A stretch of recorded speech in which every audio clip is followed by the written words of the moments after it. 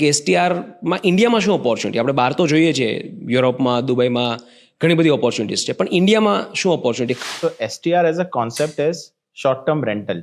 હવે short term રેન્ટલમાં તમે શું કરો કે તમે પ્રોપર્ટી છે એ બાય કરો અને જે હોલિડે હોમ ઓપરેટર હોય એને તમે એ પ્રોપર્ટી તમારી મેનેજ કરવા આપો.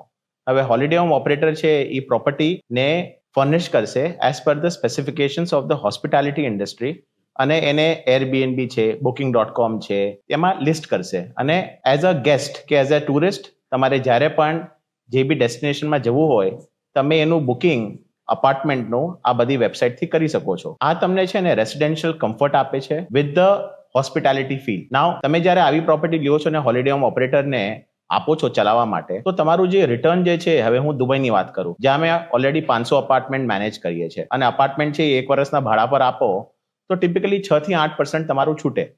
પણ હવે તમે STR મોડલ ફોલો કરો તો તમારું જે રિટર્ન છે એ 10 થી 12% છૂટે છે. એટલે તમારે એક તો ફાઇનાન્શિયલ બેનિફિટ છે, પણ more importantly STR as a concept is not only to make more money. એક જ ચિંતા હોય છે કે હું મારા ગામથી દૂર પ્રોપર્ટી લઉં છું તો એને મેન્ટેન કોણ કરશે? હવે જ્યારે તમે હોલિડે હોમ ઓપરેટરને પ્રોપર્ટી આપો છો, જ્યારે એક ગેસ્ટ ત્યાં રહેવા આવે છે અને કંઈક ડેમેજ થઈ ગયું કે કંઈ રિપેરિંગની જરૂર છે, બીજો ગેસ્ટ ચેક ઇન થાય એની પહેલા જ તમારું જે પ્રોપર્ટી છે એમાં રિપેરિંગ વર્ક કમ્પ્લીટ થઈ જાય છે. એટલે ઓનગોઈંગ મેન્ટેનન્સ પણ થઈ રહ્યું છે.